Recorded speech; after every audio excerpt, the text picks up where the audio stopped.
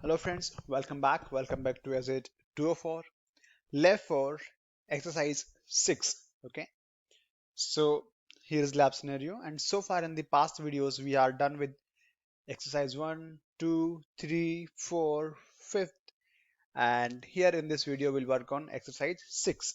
And here we are just going to delete our resources. It says clean up resources. Okay, so let's go to the lab instruction page.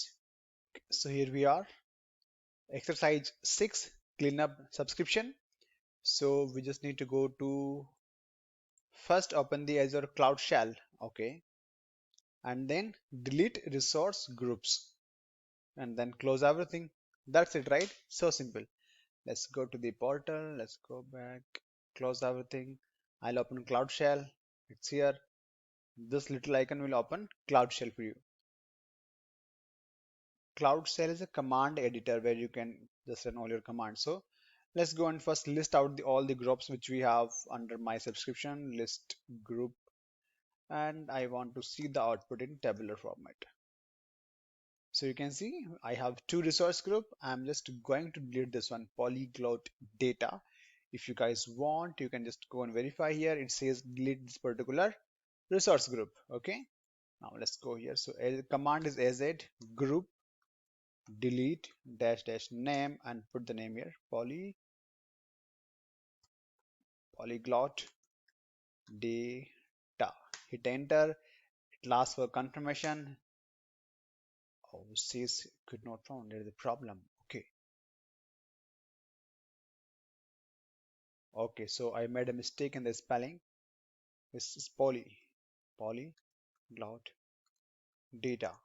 Hit enter. It asks for confirmation. Hit yes and enter. So again, now it will take 1 to 2 minutes to clean up all the resources. So I'm waiting here. I'll pause the video and then I'll resume once we are done with clean up all the resources. So now here you can see we are done with the deletion. Let's go and verify. I'll just type the same command as it group list dash o table. So now here you can see we are just left with only one group. The other one, polyglot data, has been deleted. Okay. So here we are done with the exercise 6. So learnings from lab 4.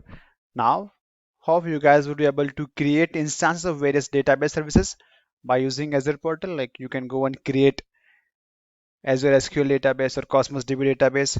Now you are good to write code to connect to the SQL database. You can go and communicate with the Azure Cosmos DB.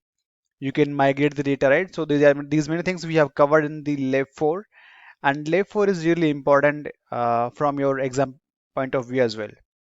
Thank you for watching, and please subscribe my channel.